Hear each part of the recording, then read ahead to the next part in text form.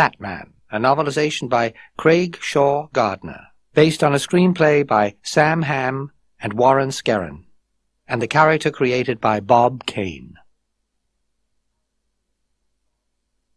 It was a night like any other in the city, too hot, too humid, too loud, the sound of music mixed with car horns and laughter and the occasional scream. The streets swarmed with life, 10 times as busy now that the sun was gone and the scum of the night could crawl from their holes, like roaches who needed the darkness to feed. Some of the streetlights still worked, enough to show the pushers, hookers, hustlers, addicts, and alkies loitering outside the tattoo parlors, the peep shows, and the broken-down saloons. And over it all, Luna. The full moon, ancient symbol of madness, rose to show its approval. Welcome to Gotham City. High up on a roof, 2 crooks are bent over a stolen wallet, the unconscious body of the victim beside them. Unbeknownst to them, something darker than the night stood on the edge of the roof. It walked toward them. Maybe it was a man. It spread what should have been its arms slowly, majestically. There was a movement below those arms like a shadow of something that wasn't there, or a great pair of leathery wings. On its chest there was a yellow oval that seemed to glow with a light of its own, and in the middle of that oval was the black emblem of a bat. "Don't kill me," one of the crooks pleaded. What are you?" the other one asked. "The Batman." Commissioner Gordon looked out over the crowd. The large hall at the Gotham City Democrats Club was packed. The huge victory banner said it all. "Congratulations, a new Gotham City, Harvey Dent, District Attorney." Or, at least, the banner described Gordon's dreams. A new Gotham City? Gordon hoped somehow Dent could make a difference. But he had seen others like Dent before him, bright, idealistic, full of fervor to reform the beast that they call Gotham City. Gordon noted that the last chair on the right, the one reserved for Bruce Wayne, was vacant. Gordon was a little surprised by that. Wayne had worked as hard as anybody here to get Dent elected. Dent had won in a landslide over the incumbent, a fellow whom the voters finally realized had been living in the pocket of the mob for the past 20 years. Maybe the vote meant that Gordon and the city had had enough people behind them this time to make a difference. Maybe truth and justice would triumph for a change, and some of the real criminals would end up behind bars. Maybe this, maybe that. Gordon sighed as he glanced to his left. There were few things certain in this world, but one of them was that he would always have to attend these political dinners, and at every one of them His Honor the Mayor would make a speech. "As mayor, I promised you that I would eliminate the source of corruption at the root, and that means Boss Carl Grissom. Our new district attorney, Harvey Dent, will carry out on that promise, I promise." What a dump. Jack Napier absently fiddled through his lucky deck. It was amazing. With all the money Alicia Hunt had, not only from her modeling career, but from all those little presents Boss Grissom always gave her, she could have filled up her apartment with such expensive crap. Jack chuckled at his own private joke. He was having an affair with the mistress of his boss, Boss Grissom, and the old man had no idea. Napier dealt 4 jacks off the top of the deck, each card with a bullet hole in its center. He looked up at the TV. "Together we can make this city safe for decent people," Dent droned on. "Decent people shouldn't live here," Jack said back to the set. "They'd be happier somewhere else." Alicia glided across the room. She might not have any taste, but she still looked pretty good, in a cheap and tawdry sort of way, especially in that skimpy black negligee. Alicia brushed at her straight blonde hair as she stared at the television. Pretty tough talk about Carl." Jack waved away her observation with a flick of his lucky deck. "Don't worry about it. If this clown could touch Grissom, I'd have killed him by now." Alicia leaned down over Jack, revealing even more of her cleavage. She grabbed his loosely knotted tie and pulled it tightly around his neck. "If Grissom knew about us," she mentioned, "he might kill you." "Don't flatter yourself, Angel," he murmured, glancing at her at last. He's a tired old man. He can't run this city without me. Besides, he doesn't know. Alicia frowned at him as he stood. You don't worry about anything, do you, Jack? Jack smiled to prove exactly how worried he was. The phones were ringing off the hook in the newspaper office when Knox walked in. The reporters were all gathered around Bob the cartoonist's desk in the corner of the city room. Worse than that, they all smiled when they saw Knox. Knox knew that hungry kind of smile. Wolves always hunted in packs. "They buried your story on the Batman," Thompson confided with a smirk. "They bury garbage," McPhee agreed. "Oh, Knox," Bob the cartoonist called sweetly, "I've got something for you." He held up a drawing of a human bat, an awful, fanged, rodent face sitting on top of a man's body in a business suit. The caption below read, "Have you seen this man?" Knox stopped outside his door. There was somebody already in there. He could see her through the office window. Whoa, and what he could see! Well, if he could calm his heart and hormones long enough, they really were only a pair of legs. She was leaning back in Knox's swivel chair, poring over a copy of the Globe. Nice figure, nice dress, nice blonde hair. Knox stepped into the office. "Hello, legs," he greeted her. The hat tipped back. A face, fully in keeping with the rest of her form, smiled at him. "I'm reading your stuff," the face informed him. "And I'm reading yours," Knox happily agreed. He glanced at an oversized camera bag propped on the corner of his desk. It had a set of monogrammed initials, V.V. Legs stood up and offered her hand. Knox took it. She had a firm, no-nonsense handshake. "Hi," she said. "I'm Vicky Vale." Knox knew that name from somewhere. He searched his memory. Vicky Vale, let's see. He snapped his fingers. Vogue, Cosmo. Oh, I've seen your stuff. His voice dropped to a more confidential tone. "Listen, you didn't come here to ask me to pose nude." He paused to wriggle his eyebrows. "Because you're going to need a real long lens." "Actually," Vicky replied, bright and businesslike, as if he hadn't just made the most incredibly tacky remark, "I've been to Corto Maltese." Corto Maltese, Knox thought. The war zone? That didn't fit at all with the fashion plate he saw before him. She reached into a camera bag and pulled out a small portfolio of photos. Combat photos. Knox leafed through them quickly. It was good stuff. Vicky wasn't afraid to get close to the action. Her photos showed the faces of war and packed a real emotional punch. "But what are you doing here?" It was Vicky's turn to raise an eyebrow. "I'm here to see some of the wildlife in Gotham City." Knox didn't get it. "Wildlife? Like what?" "Like bats." She pointed down at the papers scattered across Knox's desk. Papers filled with facts, speculation, false starts, even poorly drawn doodles of Knox's obsession, the human bat. This couldn't be real. Somebody actually believed him. "What's your angle?" he insisted. "A picture of a guy in a bat suit catching criminals?" She waved a hand in front of her as if she was writing a headline in the air. "Batman sweeps crime from Gotham. My pictures, your words. This is Pulitzer Prize material." "Oh, you're a visionary." "Problem is, you're the only one who believes me. I need something tangible. Gordon's got a file on this, but I can't get him on the phone." "Gordon?" Vicky gave Knox a conspiratorial wink. "He'll be at Bruce Wayne's benefit, won't he?" Knox nodded, a bit bewildered. "I don't seem to be on the guest list."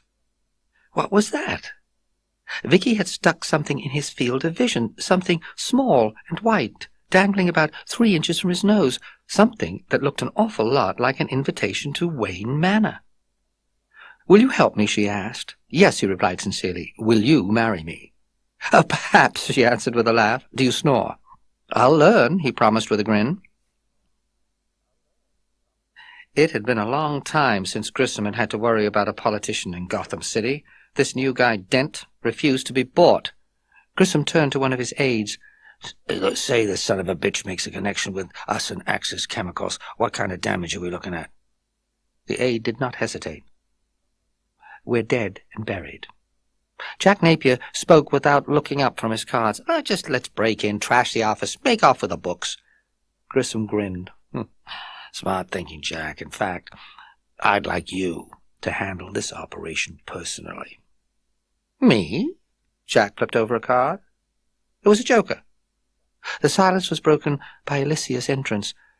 Grissom watched Jack Napier's eyes as he gave her a look that was too familiar. Exactly, Grissom thought. My friend, Grissom said under his breath, your luck is just about to change. Jack didn't like this one bit.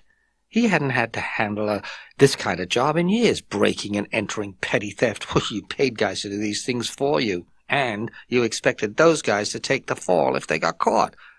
But Jack still worked for Grissom. For now, he had to do what the boss told him. He wasn't ready to make his move in the department yet.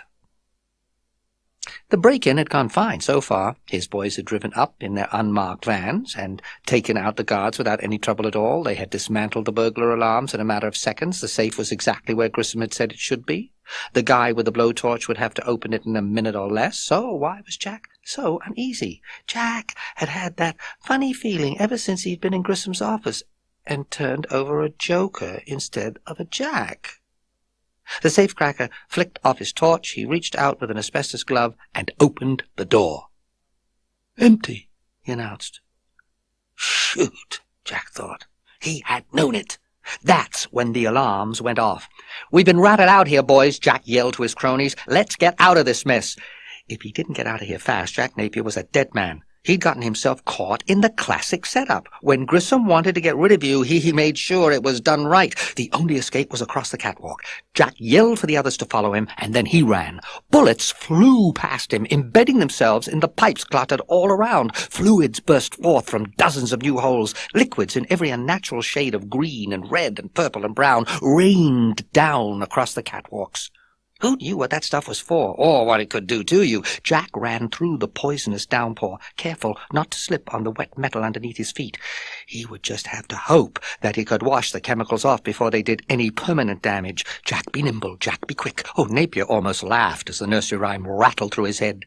Have you ever, you're not out of this one yet, Jack boy, danced with the devil? Napier looked around. Time for a little diversion. By the pale moonlight. Oh, there were lots of diversions in a chemical factory, some of them quite deadly. Jack threw a switch here, twisted the dial there, running all the time. The huge machines exploded with sound. Jack couldn't hear his feet running anymore. He couldn't even hear the bullets following him. Everything was drowned beneath the automated thunder. Machines and bullets and screams and fumes. He wasn't free yet. And if he didn't get free, he could never get even. And that wouldn't be fair at all. In that case, Jack decided it was more than a game. Now it was all one big, never-ending joke.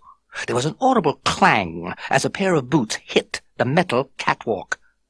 Someone else was up there now, lost in the shadows between the lights. It was a man, dressed as a bat. Somebody grabbed him. Jesus! Jack yelled as he tried to break free. Who was this guy? Jack saw the .38 lying on the catwalk. That was the problem with a messy setup like this. People were dropping guns all over the place. Jack grabbed the gun. But then, the nut in the bat suit moved. Jack glanced over. There seemed to be a question on the bat guy's face. A question or a challenge? Jack smiled. Nice outfit or no, you didn't cross Jack Napier. Have you ever danced with the devil by the pale moonlight? He fired point blank at the bat. But the bat was not still. He did something with his cape, swinging it forward. A bullet ricocheted, bounced right off the costume, straight back at Jack. He felt the pain in his cheek. Jack's hand was there before he knew what he was doing. His fingers were covered with blood. He had been shot in the face. He fell backward, off the catwalk, over the railing. No! His hands grabbed the catwalk's edge. He looked down. Below him on the factory floor was a bubbling vat 20 feet across. He had to pull himself up. But he had no strength. His fingers slipped from the walkway, but he grabbed a pipe just below instead. The guy in the bat suit reached down from where he knelt on the catwalk and grabbed Jack's wrist. Jack lost the pipe, but the Batman held him. But his grip wasn't firm. Jack could feel the bat's cloth-covered fingers slipping away. He tried to reach out his own hand up to grip the other's wrist, but there was no strength left. Even through his burning nostrils he could smell the fumes below. There was nothing left. Was this the end of the joke? He felt his wrist slide again, felt the bat's grasp slip by his fingers. Jack fell. He screamed all the way down. First, it had only been his face. Now, everything was burning. He forced himself to think. Where was he? What could he do? Jack had fallen into the vat, but he hadn't stayed there.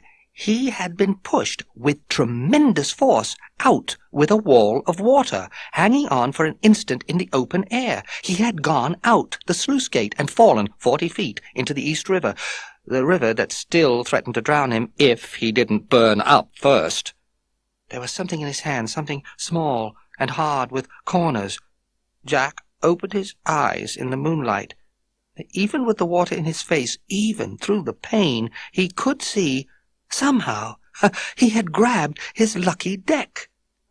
The ace of spades slipped away in the current, the bullet hole clear through the black center, then another ace, a nine, a deuce, and all 4 jacks, card after card, carried away by the torrent. He gasped for breath as he felt the last of his lucky deck slip from his hand. The last card was a joker. Batman foils robbery. Jack Napier dead. Who is masked vigilante? Vicky had been a lot of places around the world, but somehow, none of them had been as nice as this. The 2 of them horseback riding in the fields behind Wayne Manor, the late summer air cut by the first breezes of autumn, the setting sun turning the entire world to red and gold. She was sorry when they caught sight of the stables again. Bruce reined in his mount, a dark stallion with just a hint of white, as they reached the stable yard. Vicky quickly followed on the polite but frisky strawberry roan she'd been given. She looked over at Bruce as they both dismounted. "You're not bad on a horse." He raised an eyebrow in disbelief as he groomed his horse with a currycomb. "Horses love me. I keep falling off. Maybe that's why they love me. You should see me. I'm one big mass of bruises." Vicky couldn't help but laugh. "Maybe we can arrange a little examination." He flashed his quick, mischievous grin. "You thought you had me, didn't you?" He started to walk up toward the main house, then stopped so that she could walk beside him. Vicky looked over at her date, even more dashing in the reddish glow of the setting sun. "There's something about you, Bruce Wayne, something that tries to be very hard, almost impenetrable, but is really very, very vulnerable." They walked the rest of the way to the manor in silence. Bruce led her to a broad patio at the rear of the house and asked her to sit in a chair at one side of a white table. Alfred appeared silently, bearing a bottle of champagne. He smiled briefly at Vicky. She smiled back. Then the butler was gone. There was a discreet cough from the patio door. "The Historical Society called to remind you of the banquet," Alfred announced. "Should I say you'll be there?" "Oh, absolutely," Bruce agreed a bit distractedly. He glanced at Vicky. "I'll be there." He yawned as he finished pouring the champagne. "Am I keeping you up?" Vicky asked with a grin. He looked a little sheepish. "I'm sorry. I've got a lot going on at the moment." "Like who?" she needled. That seemed to fluster him even more. No, just business. I'll be honest with you. I bore myself silly." He lifted his glass in her direction as if in a toast. "Tell me about you." Vicky considered as she cradled her champagne glass in her open palms.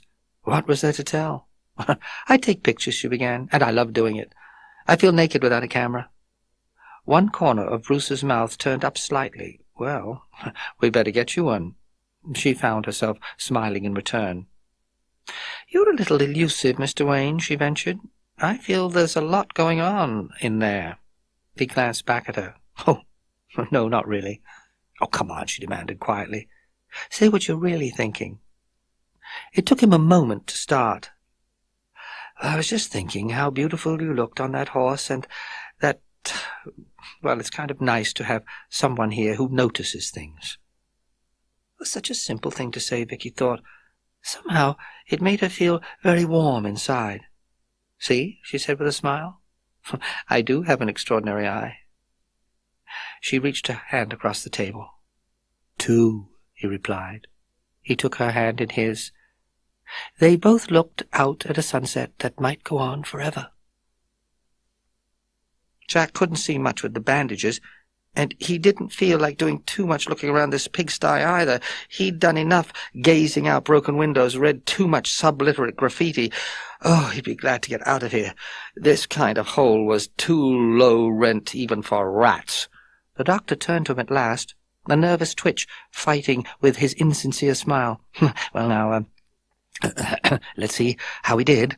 Slowly, much too slowly, he snipped the bandages away, then pulled free the last of the gauze. He took a step away. He gasped, his smile gone, his eyes wide with something like fright. Jack didn't like that expression.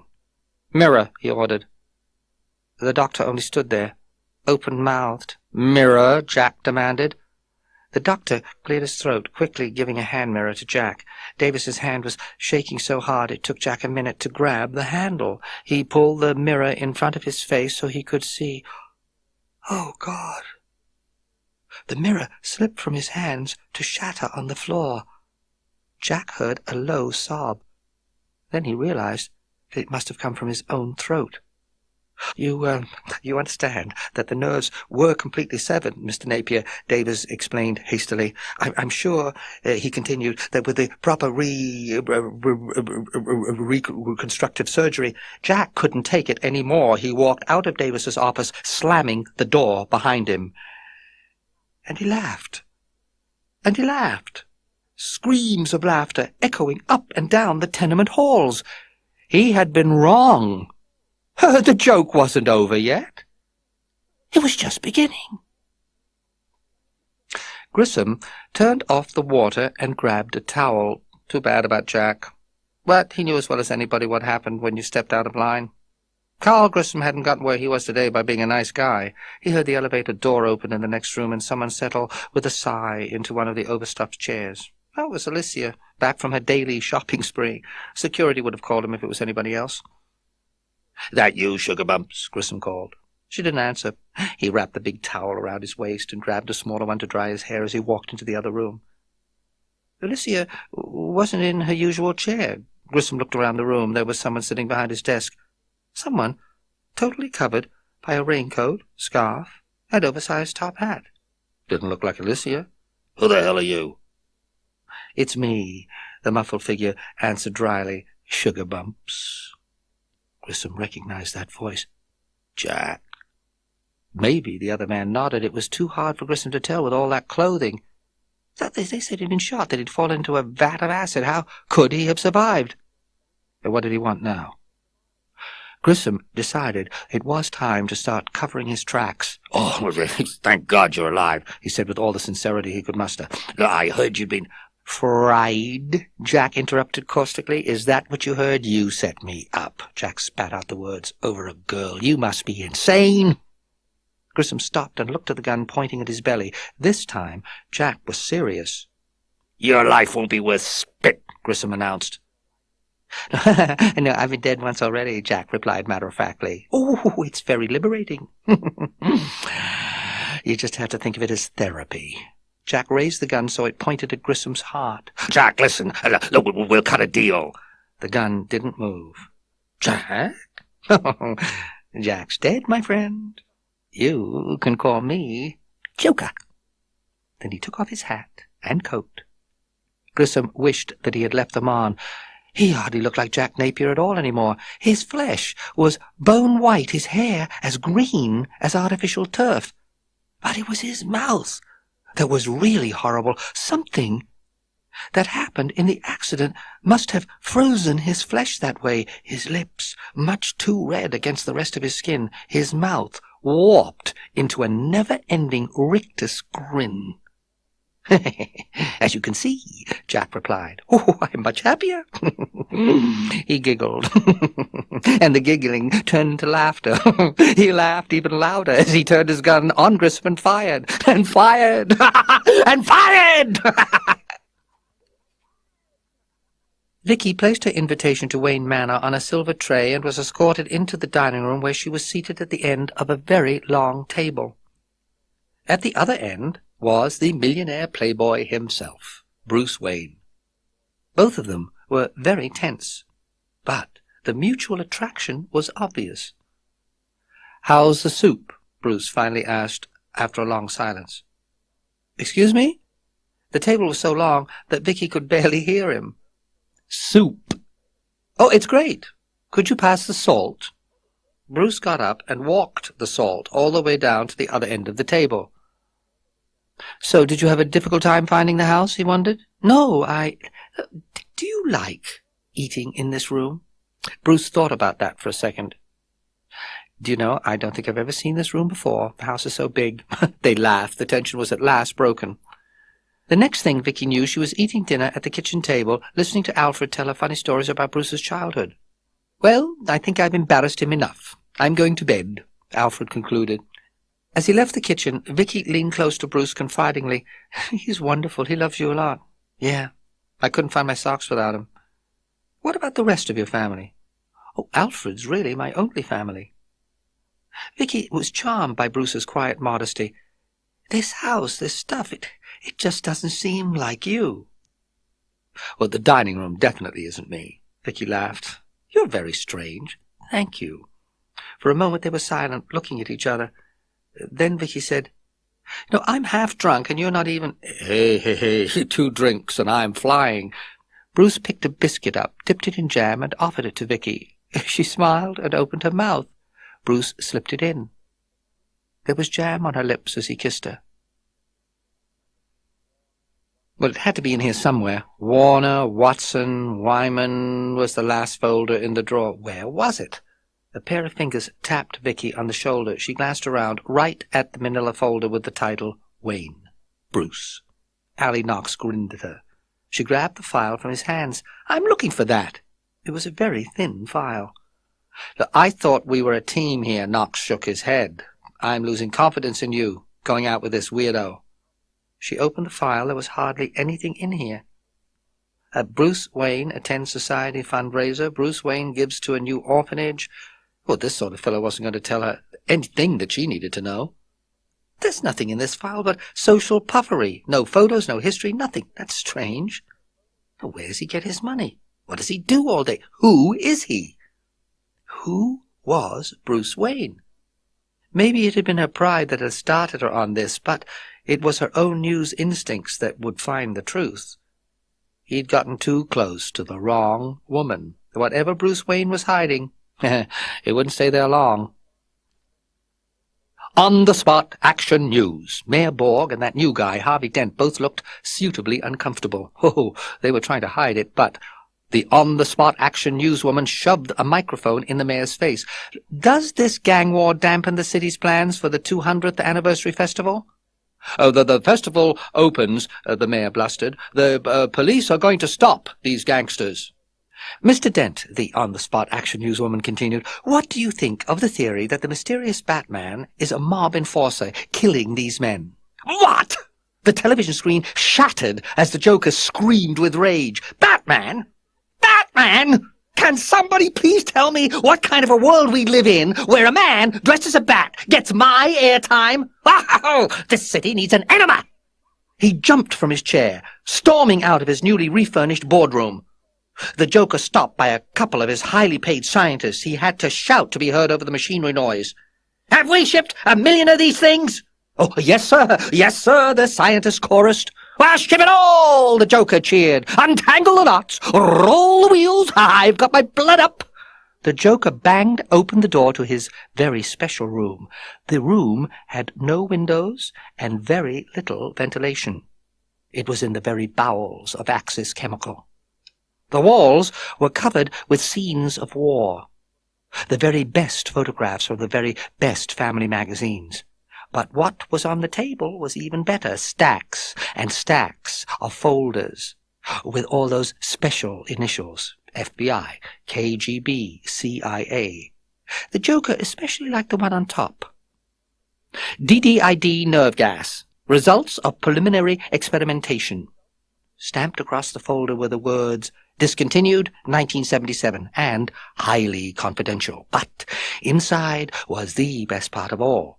All those Glossy 8x10s, photo after photo of dead soldiers, their putrefying lips drawn back in very special smiles. "Losing is a bad habit," the Joker remarked to Bob, wistfully. "So much to do, and so little time."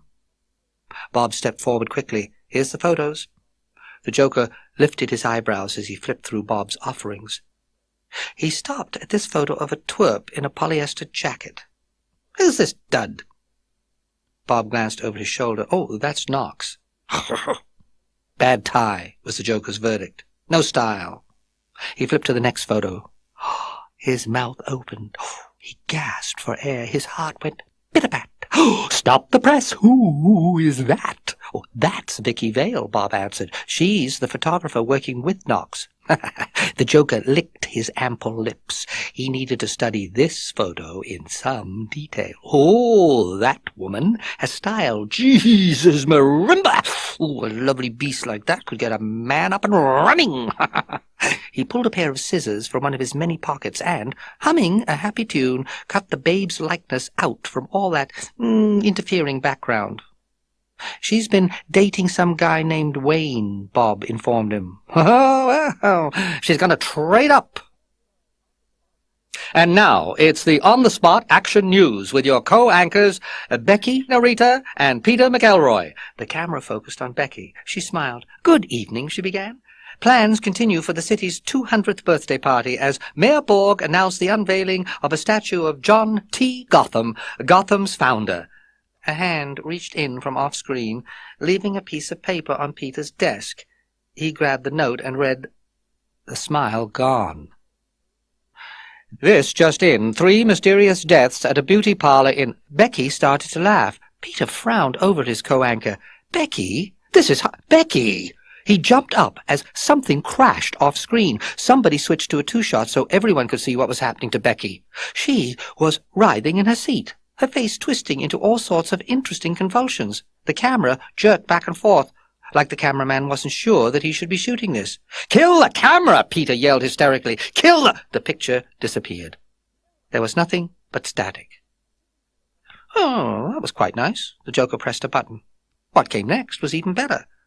The videotape rolled, the Joker's TV signal overriding that of the news station and every other television station in Gotham City.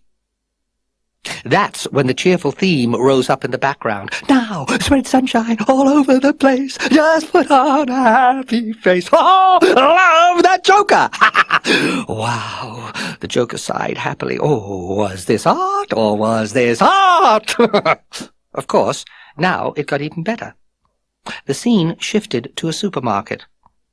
And that most eloquent of pitchmen, the Joker! He wheeled a cart down the aisle, merrily waving to the audience in time to the happy-face muzak in the background. He grabbed a brightly colored package from the shelves and thrust it toward the camera. "New, improved Joker brand," he explained in his best announcer voice. "With my secret sauce, Smilex." His hand pointed off-screen. "Now let's go to our blind taste test." The picture changed again, to show a tied, gagged, and blindfolded man struggling, quite uselessly, in his chair. A neat white title appeared on the lower part of the screen. "Not an actor." "Oh," the Joker's voice cooed. "He's not happy. He's been using Brand X, but with new, improved Joker brand." The camera pulled back to show our blind taste tester was not alone. Next to him was a blindfolded corpse, with the most magical smile. The camera switched once again to our pitchman, now lounging next to a full-size cardboard cutout of one of our models once she had the Joker's treatment. That lovely chalk-white flesh. Ooh, that magnificent green hair. "That luscious tan," the Joker announced. "Those ruby lips and hair color so natural. Only your Undertaker knows for sure." The scene switched to quick shots of a dozen delivery trucks, their sides emblazoned with the names and logos of all the fine products that have made this great nation of ours what it is today. "Oh, I know what you're saying," our pitchman's voice crooned over the pictures. Where can I buy these fine new items? Well, that's the deal, folks. Chances are you've bought them already. The Joker's handsome and distinctive face returned to the screen. He winked broadly at the audience. So, if you did, he added cheerfully, remember, put on a happy face. The Joker cut the transmission. Oh, what a wonderful show! Oh, he could see all Gotham now. Young women afraid to get ready for their big night out. Young men fearful of using deodorants or shaving creams. Oh, this was the Joker's finest hour. It was showtime in Gotham forever and ever. Or at least as long as there was anyone left alive. Now, let's see Batman top this. Ha! Panic grips Gotham, the Globe headline read. Contaminated products claim 13 lives. Who is the mysterious Joker? An anchorwoman looked out at the TV screen. And what is the pattern? Food, alcohol, or beauty and hygiene products, cologne, mouthwash, underarm deodorant. Or worse yet, she said, there may be no pattern. The search goes on through Gotham's shopping nightmare. Ha ha ha! Oh, he was a clever Joker.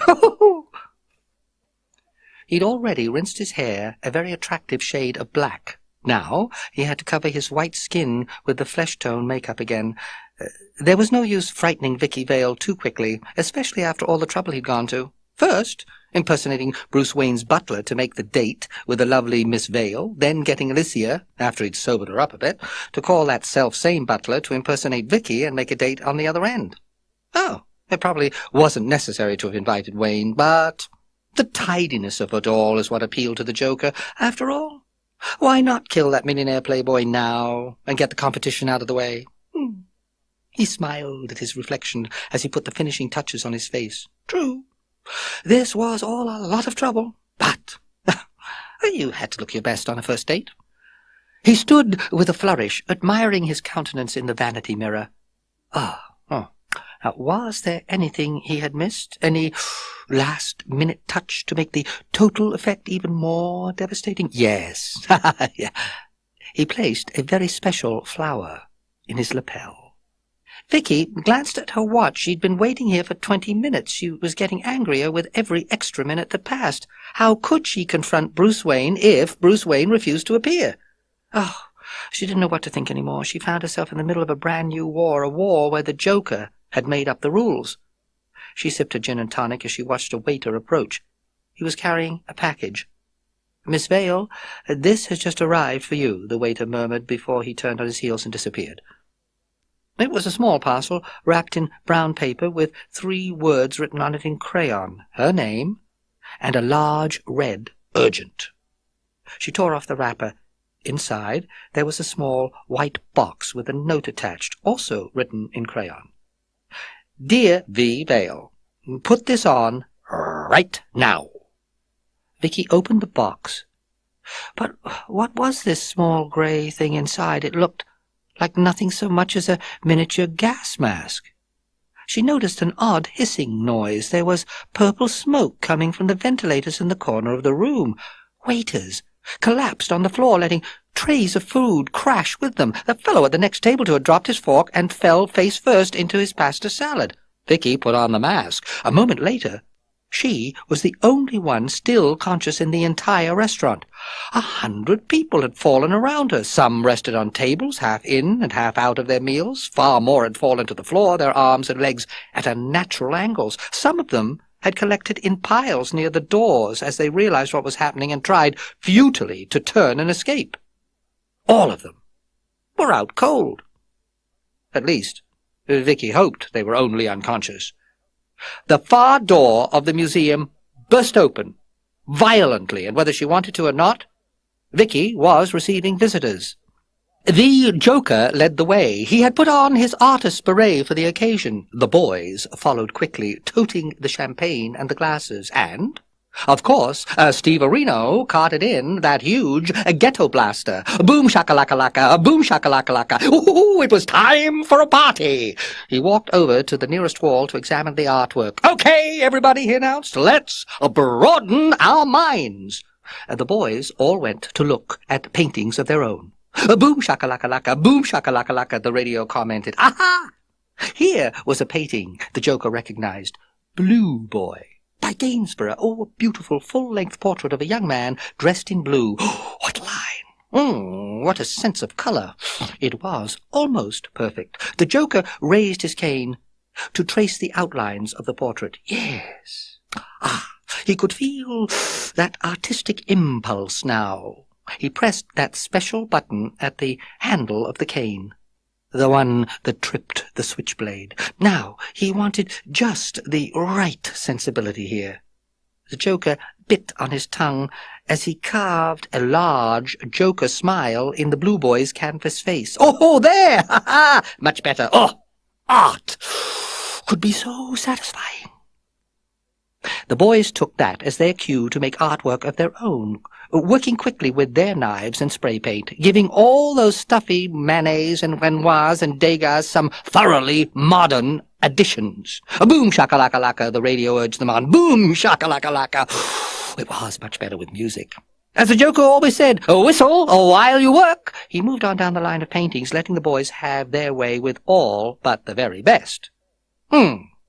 What have we here? The Scream by Edvard Munch. Oh, a black and white figure screaming with pain and anguish and madness, a creature both pitiful and terrifying in its intensity, as if it contained all the pain and anguish and madness in the world. Oh, I kind of like that one, he declared. Leave it! In the meantime, the Joker had other business. His date was waiting for him in the cafe upstairs. Boom shakalaka-laka, boom shakalaka-laka. Vicky could feel the trap close around her. His face was no longer ghostly white, but his unnatural smile was still there. His good cheer made Vicky feel even more trapped than she had been before. The Joker pulled up a chair. He nodded at her mask. I think it's safe now to take that off. Hesitantly, she took off her mask as the Joker snapped his fingers. Two of his goons rushed forward, one with a pair of candlesticks and the other with an enormous portable radio. Boom shakalaka-laka, boom shakalaka. The Joker pressed a button. The disco beat was replaced by 1,001 strings. He pulled a silver lighter from inside his double-breasted purple coat. He flicked it on, and a foot-long flame burst forth. He lit the candles. It was all like some tremendous sort of parody of romance. You're beautiful, the Joker remarked smoothly. In an old-fashioned sort of way, the Joker continued. I'm sure we can make you more today. He moved his chair a little closer. Vicky resisted the urge to move hers away. The Joker began in a voice like velvet. In crime, the passions ripen fully. His voice started to rise, as if there at last was something he really believed in. Now I do what others only dream of. I do art until somebody dies. He raised both of his hands in a gesture of triumph. See, I am the world's first fully functioning homicidal artist. He was completely mad, and at the same time, completely sincere. A woman's voice spoke behind her. Jack. Vicky turned around. The Joker's henchman was leading a woman dressed in white, wearing a porcelain doll's mask. The woman didn't seem to be very steady on her feet, and her guide had to spend as much time ensuring she kept her balance as urging her forward. You said I could watch you improve the paintings, the newcomer said. Her voice was slow and unsteady, as if slurred from alcohol or drugs. The Joker rolled his eyes. Oh, I'm in trouble now. Another henchman pulled up a chair, and Alicia sat. She started slowly to undo the mask. Her drugged fingers had some trouble with the knots. You see, Miss Vale, the Joker continued, Alicia's been made over in line with my new philosophy. Now, like me, she's a living work of art. Alicia took off the mask. Oh, God. Vicky lurched out of her seat. She couldn't help herself. The chair fell with a crash as she stumbled away. Well, I'm no Picasso, the the Joker continued, as modest as before. "You like it?" Vicky threw a second chair in the Joker's path. "Like it?"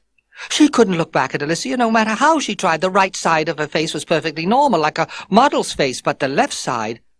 Skin melted into muscle, which in turn eroded away to scar tissue and bone. How long had it taken the Joker to destroy Alicia's face so completely? The Joker grinned at her. That crazy, sincere grin. He wiggled his eyebrows. "Well, then, what do you think about a little you and me? Oh, come on. Come on, let's make up." He walked around the table toward her. "Here's a flower." One of his hands encircled a large, purple boutonniere on his lapel, while his other hand reached into his coat pocket. The bulb was large and shiny. It looked as if it might be made of plastic. There was nothing natural about that flower. "No!" Vicky screamed. She jumped aside, almost toppling the table, as a jet of clear liquid sprayed from the center of the purple bloom. The floor smoked and sizzled where the liquid hit. It was acid! He was on top of her. She couldn't get away. All she could see was the purple flower and that big grin. Something shattered overhead. Everything was perfect until that noise, the Joker thought. He looked up. Something had come through the skylight.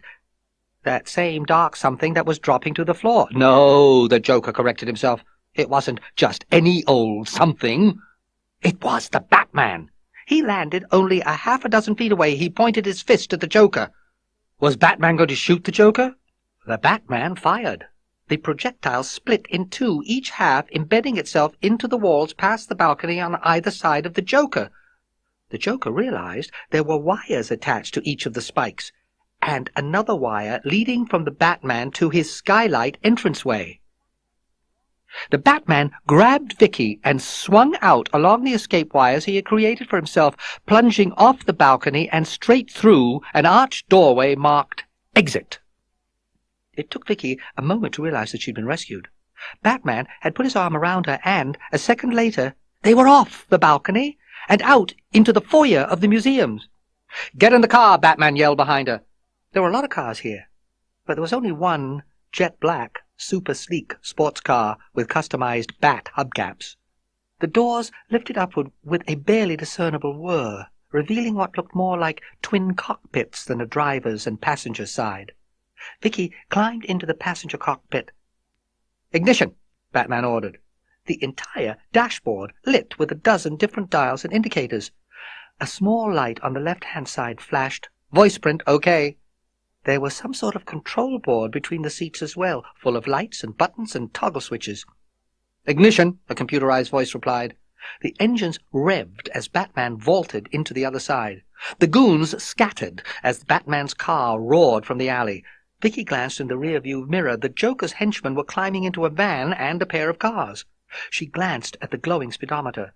The car took the corner at 50 miles an hour. They turned into the heart of Gotham City. The streets were full of cars, the sidewalks and crosswalks full of pedestrians. She saw people running as the van behind them careened over a curb. Batman pushed his car even faster. Vicky saw the blinking right-turn signal a second time. They must be going 90 by now. Even a car as aerodynamically designed as this couldn't turn at the speed. Batman flipped one of the many switches on the control panel between them. A line rocketed from Vicky's side of the car, a line with a spike on the end that embedded itself into a brick wall beyond the sidewalk. The car swung around the corner on the end of the line. Batman flicked another switch, and the line dropped away. They were still doing 90. "Damn!" Batman yelled. They were in a blind alley. The road ended 100 yards ahead. He jammed on the brakes as he pressed another button on the panel. As the wheels beneath slammed to a halt, the body of Batman's car lifted up and rotated 180 degrees so that it was facing the other way. Batman pressed the accelerator, and they were on their way again, out of the alley, headed toward Gotham Square. A gigantic crane was backing down the street into the intersection, blocking both lanes. And they were headed straight for it. He pumped the brakes as they careened toward the sidewalk. They stopped, inches away from a lamppost. Too many people. He pressed another button, and the doors whirred open. "Come on," he yelled as he leapt from his seat. "Shields," he ordered as soon as she was out as well. "Shields," a computer voice replied. Dark steel plates quickly clanged into place over the cockpit, the wheels, the exhaust system, like nothing so much as an impenetrable black cocoon. The Batman was already leading her at a run into the construction site. He looked up. Vicky followed his gaze. There was a catwalk, but it was 5 stories up. Batman looked back at Vicky, the eye-holes in his mask twin mirrors. "How much do you weigh?" he snapped. She stumbled. 108. He cocked his head a bit to one side as if performing some quick mental calculations. The bad guy's car squealed back to the mouth of the alley, blocking the exit. The goons piled out of the car. Vicky looked back at Batman. He was holding some kind of bat-shaped boomerang attached to a thin nylon rope. He threw the boomerang aloft. It caught on the catwalk. He grabbed Vicky around the waist. "Hang on!" He flicked something at his belt. Vicky and Batman shot upwards, almost as if they were fish being reeled in. A bullet whizzed angrily by her ear. They went up 1 story, 2, but their flight was slowing. On the 3rd floor up, they stopped. Vicky realized whatever mechanism was reeling them in must not be able to take their combined weight. Vicky felt a mixture of guilt and panic. They were sitting ducks up here. She should have told Batman what she really weighed. Batman twisted around. Vicky looked down and screamed. The goons all had their heavy artillery pointed at the 2 of them, but the bad guys were taking their time now, waiting for the twisting and turning up there to stop so that they could easily kill them both. "Whatever happens," Batman whispered hoarsely, "don't let go." Vicky skyrocketed upward, shrieking as she went. She saw Batman beneath her, cape billowing as he fell the 2 stories to the pavement. There was a crash beneath her. She looked down to see that Batman had landed in the middle of a pile of garbage cans. The goons rushed over to him. He smashed a pair of them into the wall before he was even on his feet.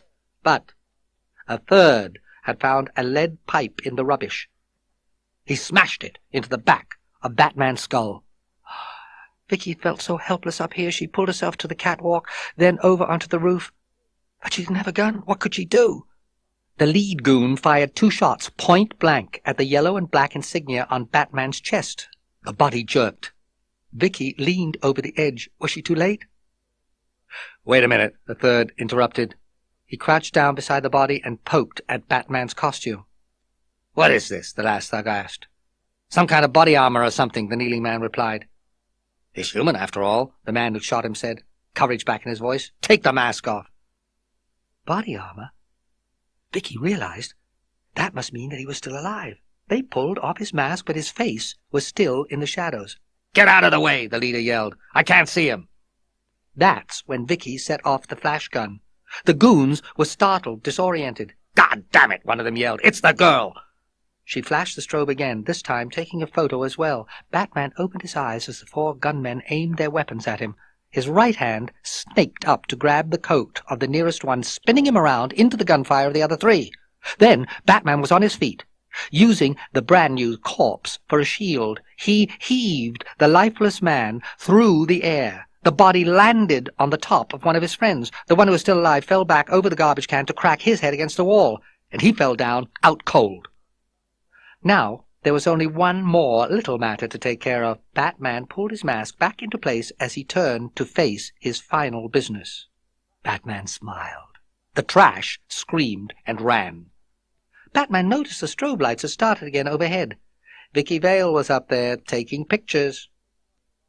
Maybe this was the wrong thing to do after the Batman had saved her life, but there was something about him, something so familiar and so strange at the same time. She realized she didn't want these pictures so much for the Globe as for herself. She needed to see his face. Once she developed the film, she would know the true identity of the Batman. Her camera bag slung over her shoulder, she grabbed at the bottom rung of the fire escape and swung herself down to the sidewalk. Now, she thought, to get out of here. She glanced quickly over her shoulder. It was too quiet around here. She wouldn't want to run into the Joker's men again, or the Batman now, for that matter. She quickened her pace, turning her head back to look where she was going. but there was something in her way, something large and black. She couldn't stop herself. She walked bodily right into the Batman. You weigh a little more than 108. He led her out into the street.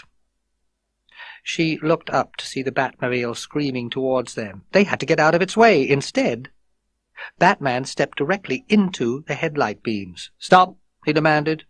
Brakes squealed. Driving out of the city, Batman slowed the car on a deserted stretch of road bordered on both sides by tall, ancient pines.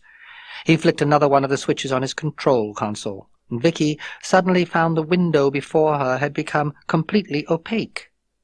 She couldn't see where they were going, which, she realized, must be precisely what Batman had in mind. "This is kidnapping," she pointed out. "It looks like it," Batman agreed. He flicked on a light switch between them, a light so bright that Vicky could no longer look at him. She blinked, trying to adjust to the brightness, then noticed that she could see out of the front glass on her side again. Not that she wanted to. It looked like they were driving straight for a sheer cliff wall. The cliff wall had vanished. Vicky realized it was some sort of trick. A projection, maybe. Something done with mirrors. Instead of smashing on the rocks, the car rushed in to the mouth of a giant cave. Vicky looked overhead as Batman stopped the car. They were in an enormous cavern. Floodlights overhead illuminated rows of stalactites. In places she could see cave walls of rough-hewn stone. In others, passages twisted their way into darkness. The cavern was so vast that the floodlights could really penetrate only small portions of the overall chamber, making pools of light in a sea of total dark. She could identify some things in the better-lit corners of the gloom. Over against the far wall was a whole bank of computers, next to a lathe and a jigsaw, and rows of tools. A fully equipped machine shop. Beyond that was a table piled with flasks and beakers and Bunsen burners. She guessed it was some sort of chemical analysis setup. Vicky decided that she wouldn't be surprised if Batman had a whole crime lab down here. "Welcome to the Batcave," Batman said. There was another sound, far above her. The high, shrieking cries of animals. She looked further overhead, above the gymnast rings, and saw the shadows of wings in the lights at the roof of the cave. Oh, she shivered when she realized what it was. "Bats," she said softly. "Oh, they're terrifying." "Yeah, that's the idea," Batman agreed. "Yeah, bats are great survivors." "What are you going to do with me?" "You're going to do something for me," Batman replied. But what did he mean by that? She watched as he walked behind the lab table. Now she was closer, she could see more than beakers and Bunsen burners. There were cosmetics, deodorants, shampoos, all sorts of products. On Batman's left, a computer printer began to chatter. Vicky looked at a monitor next to the printer, automatically scrolling through an endless list. "Yeah, what is all this?" she asked. Batman turned toward her. His hands above the table were in light, but his face was still in darkness. "The police have got it all wrong," he said brusquely. "They're looking for one product. It's much bigger than that. The Joker's tainted hundreds of basic chemicals at the source." At the source? Vicky looked at the vast array of cosmetics and beauty care items spread out before her. She struggled to comprehend exactly what he was saying. "But then whole shipments of every product would be poisoned. We'd all be dead." He shook his head in the darkness. "No, each product contains only one component. The poison only works when they're mixed." He picked up a can off the table. "Hairspray won't do it alone, but hairspray and perfume and lipstick will be toxic, and," his hand swept above the drugstore's worth of products, "untraceable." When he turned back to her, he had a thick manila envelope in his hands. He stepped forward and passed it to her. "Now, take this to the press." She looked inside. There must have been 50 sheets of paper, all full of chemical equations and lists of tainted products. People need that information. "But you could have just sent it," she shot back. "You're right," he said in her ear. "I could have.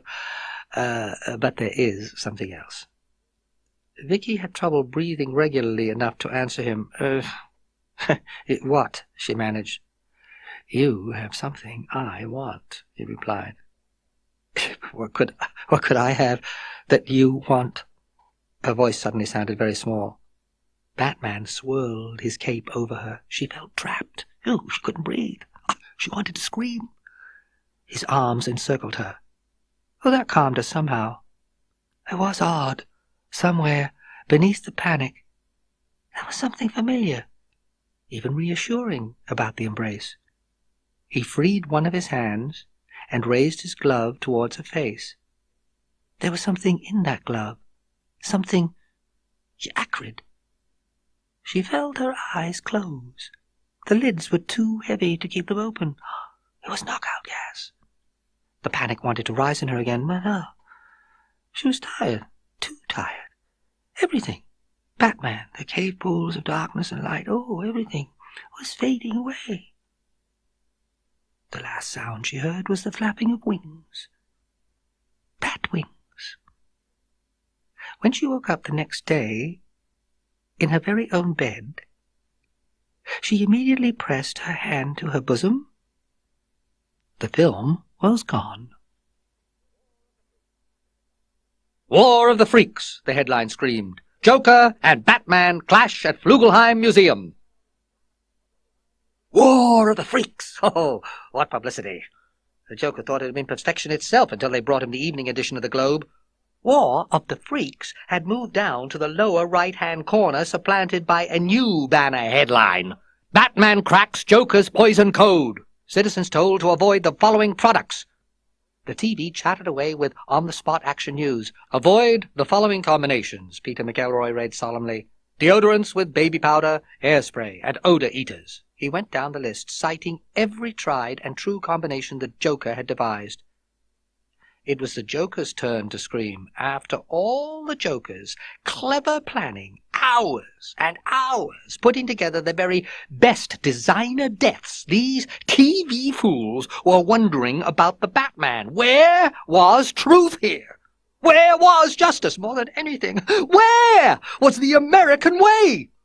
Oh, I've given a name to my pain, he screamed to a room full of lackeys, and it is Batman! They had the press conference on the steps of Gotham City Hall. That in itself was significant. Yesterday, Commissioner Gordon knew Mayor Borg would have led any press conference from the newly built reviewing stand across the street in Gotham Square. The mayor wanted that stand and the celebration surrounding it to begin a renewal of all that was good about their city. But the Joker had changed all that. Tomorrow, the city would tear that podium down. Borg cleared his throat and spoke into the dozen microphones on the stand before him. The 200th anniversary birthday gala has been indefinitely postponed. That was all the mayor could bring himself to say. He stepped aside and let Harvey Dent, the new voice of Gotham City, take center stage. Dent looked straight into the central television camera and began to speak. We are vehemently opposed to terrorism in any form, but a toxin has been found in the coffee at the police stations. And with 2/3 of our police force disabled, we simply cannot guarantee public safety. Dent hesitated. Somebody had run out of one of the mobile video trucks and was yelling at the cameraman. Gordon glanced over at the mayor. "What's going on?" he demanded. "See for yourself," a thin, balding fellow replied. "This monitor shows the feed going out to the local stations, and only one half of that picture is ours." Gordon looked at the monitor for himself. The screen was split down the middle, with the left half showing the scene at City Hall. The right half was blank, showing nothing but video snow. But then a picture formed in the snow and solidified to show the figure of a man sitting in a director's chair in front of a giant, yellow, happy face. Gordon only recognized the figure in the chair when the picture came into focus. It was the Joker. "Joker here." The Joker paused and leaned toward the camera. "Now, yeah, I can be theatrical.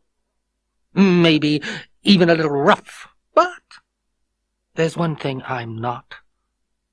I am not a killer.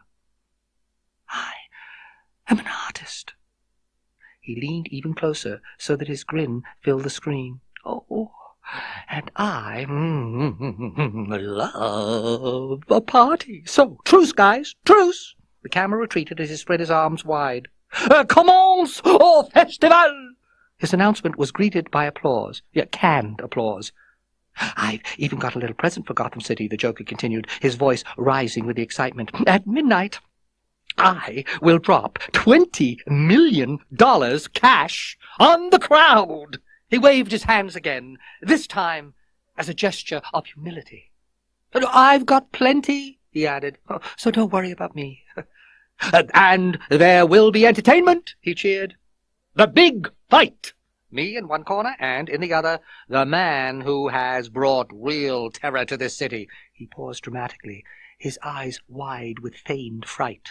"Batman!" "Can you hear me, Batman?" he asked in a stage whisper. "Just you and me, mano a mano." "I've taken off my makeup. Let's see if you can take off yours." Such a peaceful night in a Gotham City warehouse. The night watchman, the only night watchman in the whole peaceful warehouse, sat reading one of those lurid tabloid newspapers.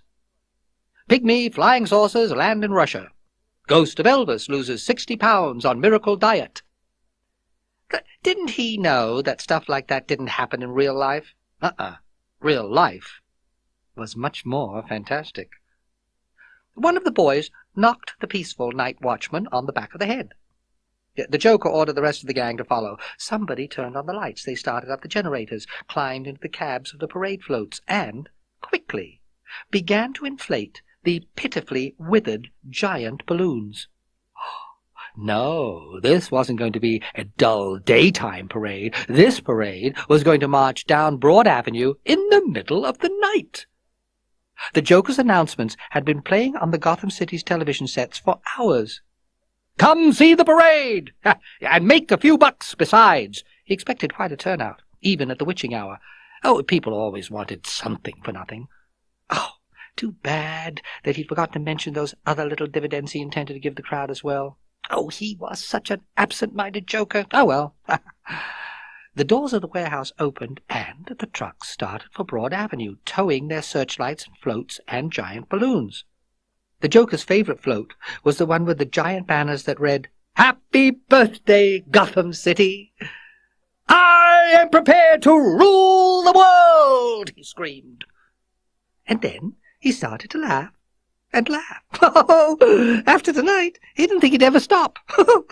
They lined Broad Avenue, first hundreds, then thousands of curious citizens waiting for a midnight parade. And all that free cash.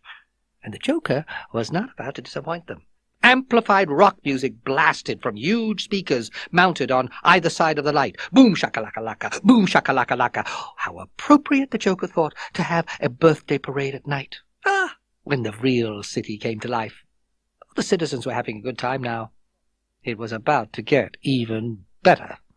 That's when the money started to fall. The air was filled with thousands of dollar bills. The citizens were amazed. Yes, there, look up. In the middle of the swirling money, look carefully, citizens, at the float in the lead. There was the throne, and on that throne was the Joker. The Joker pitched the bills up and away, right into the path of a giant fan conveniently located for maximum circulation. Boom shakalaka-laka, boom shakalaka-laka. Have you ever danced with the devil by the pale moonlight? This time he could ask all of Gotham City. Boom shakalaka-laka, boom shakalaka-laka. The Joker tossed another bundle of dollar bills into the air. "That's right, folks," he screamed into his handy portable microphone. "Who can you trust? Me!" And he threw more bills aloft. Me! I'm here, handing out real money. And where is Batman? He's at home, washing his tights. His laughter was cut short by a loud whooshing sound overhead. He looked up above the parade route, and there, illuminated by the sweeping searchlights, was some sort of private jet, painted jet black, and built to look like the wing of a bat. Oh, Batman did have such nice toys. He laughed even louder than before as he threw a final fistful of bills in front of the giant circulating fan. Now, now it was time to get down to business. Boom shakalaka-laka, boom shakalaka-laka. Hey, a fellow asked angrily from the base of the float. What is this stuff? Oh, dear. The fellow was upset because the green dye was coming off the money and getting all over his hands.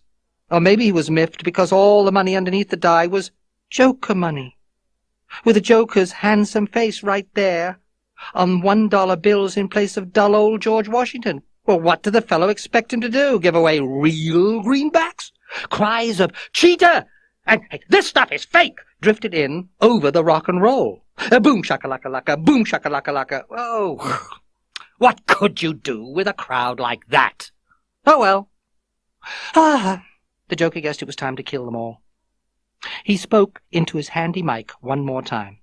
Now comes the part where I relieve you, oh, the little people, of the burden of your failed and useless lives. But, as my plastic surgeon always said, when you gotta go, go with a smile. He reached beneath his throne and pulled out his handy remote control. He pointed the control up toward the balloons above, pressing the handy big red button at the control's center.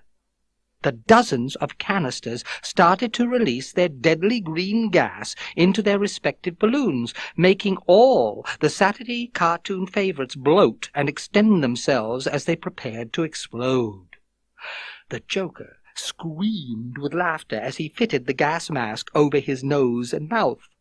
The balloons upstairs were getting more swollen by the instant, developing some unsightly bulges around the seams that looked temptingly as if they might rip at any second. And when they ripped, that lovely Smilex gas would blossom forth enough gas to cover half of Gotham City. Citizens were starting to scream out there. At last, a few members of the crowd were getting it into their poor, dim brains. They were all going to die, and die in a very special way, with big, cheerful, Smilex grins. Funny money fluttered to the ground as the mob trampled every which way. Oh, it was hard to laugh when you were wearing a gas mask. Oh, yes it was. But the Joker did his best. Batman might never have seen the leaking gas if one of the guy wires on the balloon hadn't gotten loose, but because one of the moorings was gone, the underdog balloon was bobbing and weaving in an erratic fashion, caught in the wind tunnel effect between Gotham City skyscrapers, almost as if Underdog was waving to him.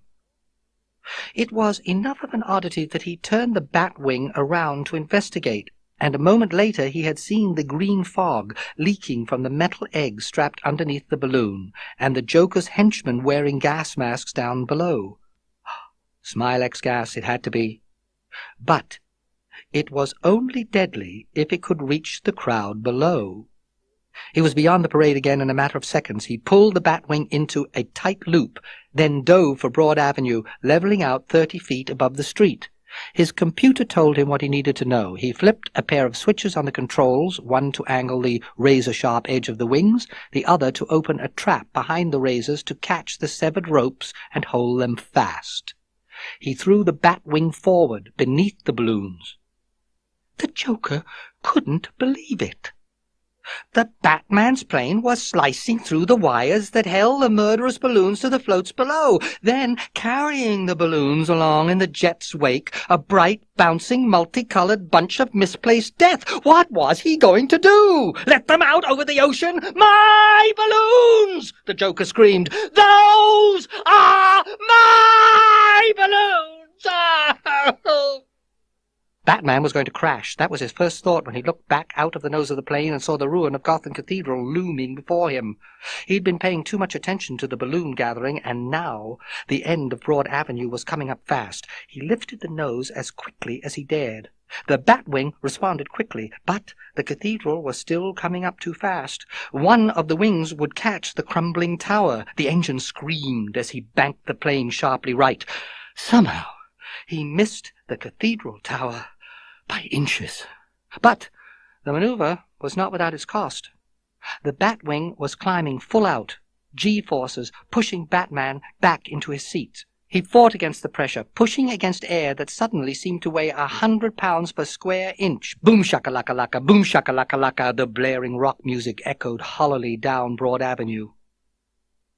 Everyone was gone. They'd all run away. The Joker ripped off his gas mask and threw it down on the float. He stole my balloons! Oh, he screamed. Batman flipped the proper switches to arm the Batwing. A computer voice softly announced when each of the devices was properly deployed. Searchlight, laser gun, Gatling gun, heat-seeking missiles. Well, that should be enough, or at least for the first run. A few more switches, and he had cleared the safety mechanism and armed the rockets. The Joker laughed, and he danced out into the path of the onrushing light. "Come to me!" he screamed. "You gruesome son of a bitch!" In the magnified sights, Batman saw a single figure standing in the middle of the street, jumping up and down and waving at the approaching plane. It was the Joker. He had his arms outstretched, as if in greeting. "Well," Batman thought, "if that's the way he wants it." "Engage," he whispered softly. The computer did the rest. Bullets, lasers, and missiles screamed down on Broad Avenue, all taking out their assigned targets. In the middle of all the destruction, Batman saw the Joker doing a waltz. Everything had missed him. The Joker pulled out his gun, the one with the real long muzzle. He took careful aim as the plane turned around for another pass. He pulled the trigger. Bang! The Joker looked up from where the recoil had pushed him to the ground. Oh, it was a great gun, but it kicked like a mule. Bingo! Oh, did he have the best aim anywhere? Or what? The left wing of Batman's plane had sprouted fire, and a very satisfying, thick black smoke. The plane was wobbling badly before it swooped down overhead. The Joker ducked as it passed a dozen feet above the street. It was aimed straight for the steps of the Gotham Cathedral, and that's exactly where it smashed. There was a moment of silence before the Joker started to laugh.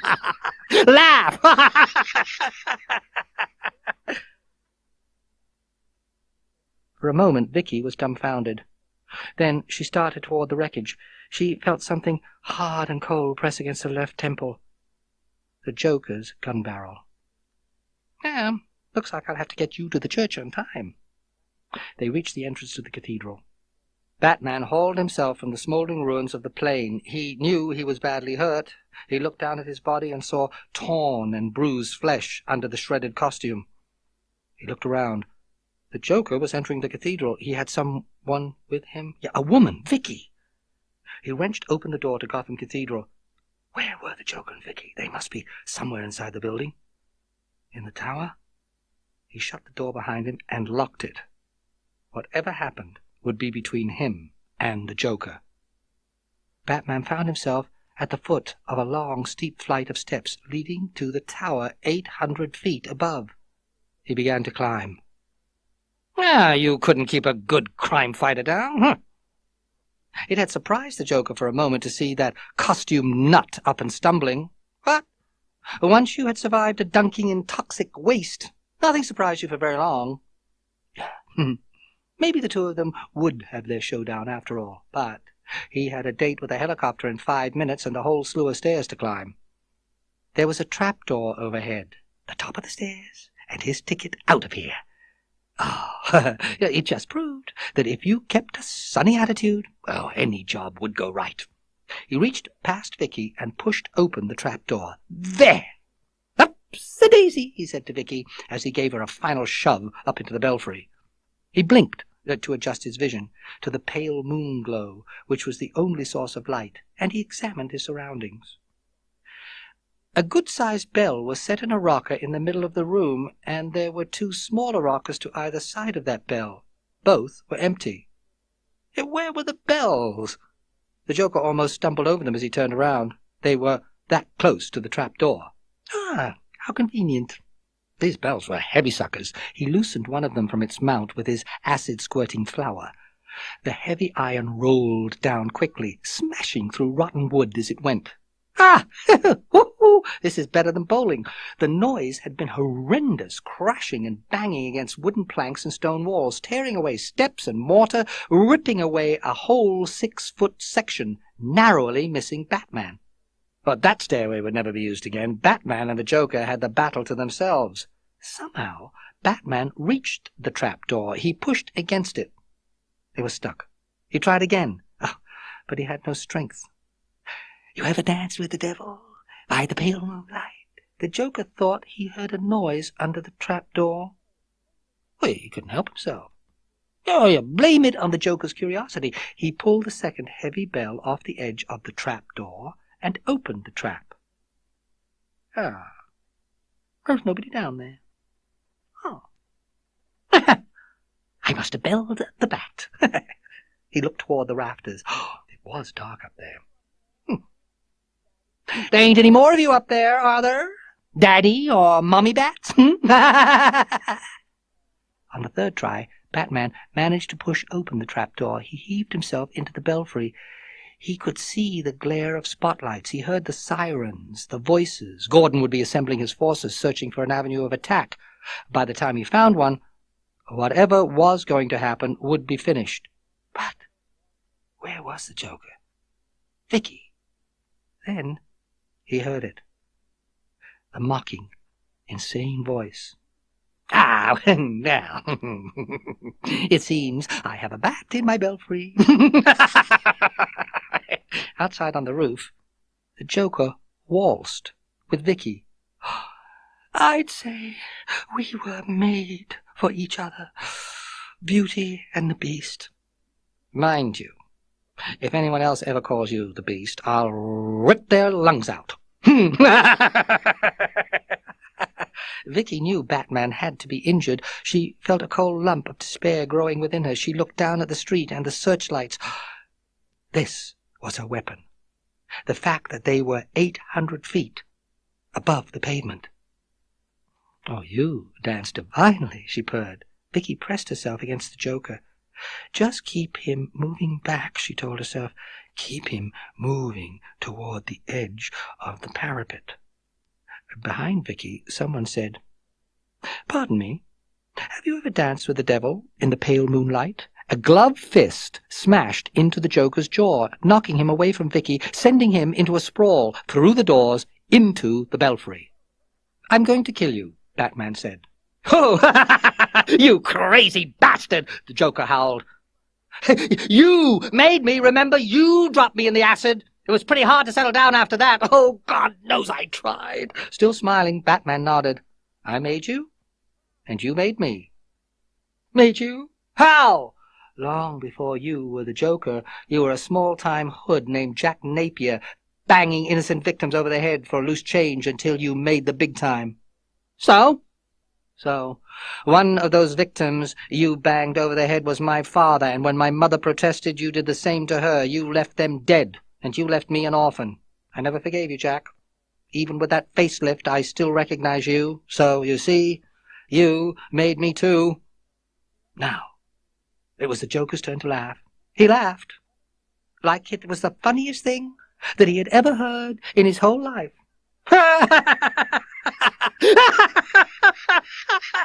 Yeah, and that's when Batman leapt for him. The wood splintered, and the Joker tumbled outside onto the roof. The Joker was clutching at his mouth. He dropped his hand, and a pair of false teeth clattered to the tiles and began hopping toward the Batman.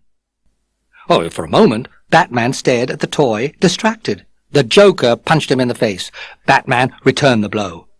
The Joker slumped and wiped the blood dripping from his chin. He took out a pair of black-rimmed glasses from a pocket, and he put them on. Oh, you wouldn't hit a man with glasses, would you? He simpered. Batman hit him. The Joker flailed, shuddered as he glanced over his shoulder at the emptiness. And he fell off the parapet. Batman's knees buckled. Vicky rushed over to him and held him until he could stand alone. Then, together, they peered over the rim of the parapet. Vicky saw nothing but empty pavement below, visible in the glare of the spotlights. Batman glanced upward. In the circle of the moon, there was the silhouette of a helicopter descending. Vicky gasped. Fingers had grasped her wrist and were pulling her. She had a second to see that Batman, too, was being tugged over the edge of the roof. Batman's arm wrapped around her waist, and abruptly she stopped falling. The Joker stood on the top of the grotesque statue, laughing. The Joker stamped on Batman's fingers. The Batman grabbed Joker's ankle. The gargoyle moved. A puff of masonry wafted from where the statue joined the wall of the cathedral. The Joker pulled his ankle free and kicked Batman in the head. A gust of wind tore at Batman and Vicky. It was the downdraft of the helicopter, now hovering directly over the belfry, and the noise from its engine was deafening. The gargoyle shifted, tilted. The Joker extended a hand toward Vicky. She looked into the Batman's face, asking a silent question. "Do it!" he shouted. "I can take care of myself." She grabbed the Joker's hand. It slipped off the end of his arm, and Vicky's body swung outward. She began to fall, following the plastic hand toward the pavement. Batman caught her upper arm. She dangled over 800 feet of empty air. A rope ladder popped from the belly of the helicopter and uncoiled down to the Joker. "Ta-ta!" he called. The Joker was rising into the circle of the moon. "Have you ever danced with the devil in the pale moonlight?" Batman groped at his belt and found what he sought. He lifted the small gun and squeezed the trigger. A thin metal line shot out, up, and whipped around the Joker's ankles. Batman wrapped the near end of the line around the gargoyle's snout and secured it. The Joker's eyes widened as he saw what was happening. "No, stop! No, wait! Wait! Oh, wait! Down! Down!" His voice was lost in the roar of the engine. His body stretched between the ladder and Batman's line. Batman boosted Vicky onto the gargoyle, and from there onto a ledge. With a clatter of broken masonry, the gargoyle wrenched free of the wall and, like a pendulum, veered outward, hanging from the Joker's ankles. Oh, the Joker's arms trembled with strain. Slowly, his fingers uncurled from the ladder, and for an instant he seemed to be suspended in midair. Then his lips split apart in a huge grin, and he laughed. He shrieked with laughter as he plunged down, down, down.